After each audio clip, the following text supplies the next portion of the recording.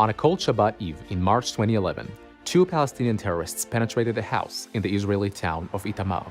Armed with knives and firearms, the two brutally slaughtered 5 members of the Fogel family, 2 parents in their bed, 2 boys aged 11 and 4, and a newborn baby Hadass, just 3 months old. The victim's crime? Being Jewish. This murder sent shockwaves around the Israeli society and appalled any compassionate human being. But as far as the Palestinian Authority was concerned, the two perpetrators are not terrorists, but national heroes, and much more importantly, about to become extremely wealthy heroes. You heard that correctly. The Palestinian Authority, widely considered to be a moderate government whose leaders wear European suits and ties, maintains as their top priority a well-budgeted terror machine, the pay-for-slay infrastructure providing stipends to terrorists. The PA has institutionalized terrorism and anchored it in law.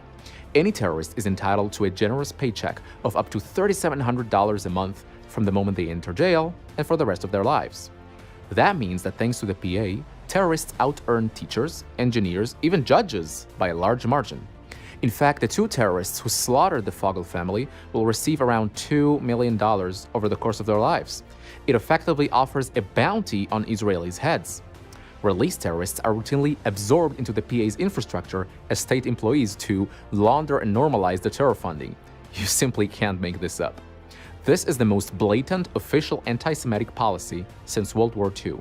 Instead of promoting peace, the Palestinian Authority funds terrorism. Big time.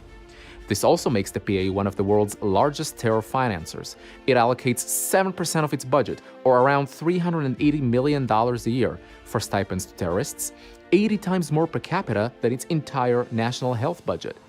Indeed, instead of constructing new hospitals or helping families in need, the PA prioritizes murder of Jews. Is that really a peace partner? Given its track record, we've become disillusioned with this notion. Instead, the PA must be regarded as a terror organization that inflames the conflict, a strategic threat on Israel's security. Terrorism is an ingrained part of its DNA and of its budget. And so, while Palestinians suffer from neglect and unemployment, senior PA officials drive luxury cars and live in fancy mansions.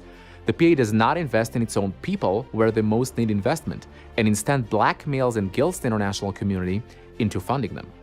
The Palestinian Authority is undermining the future of Palestinian children while destroying the future of Israeli children. It embezzles from both. This is a deadly cocktail of corruption mixed with radical Islamic terrorism. The PA has made terrorism its business model, and as such, we simply cannot continue with business as usual. The good news is that we have a choice. As taxpayers, you should know that money that goes to the PA directly funds terrorism. Demand transparency from your governments, declare the PA as a terrorist organization, freeze its assets, enforce existing anti-terrorism laws against it, including the Taylor Force Act, and make clear to the PA that they may be exposed to significant liability if this multi-billion-dollar terror machine is not stopped right away. Don't fall for the PA's predictable threat that it is on the verge of imminent economic collapse.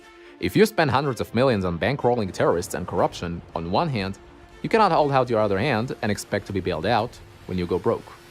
So as John Keynes put it, when the facts change, I alter my conclusion. We've tried working with the PA, and this experiment has failed. So let's take the initiative and consider innovative alternatives that are now on the table. Let's stop counting victims like the Fogel family and hold the PA accountable for its record. And don't let anyone fool you. Israel's security relies on the IDF and its security forces, not on Ramallah's terror authority. We can no longer afford the status quo. The terror authority must be stopped.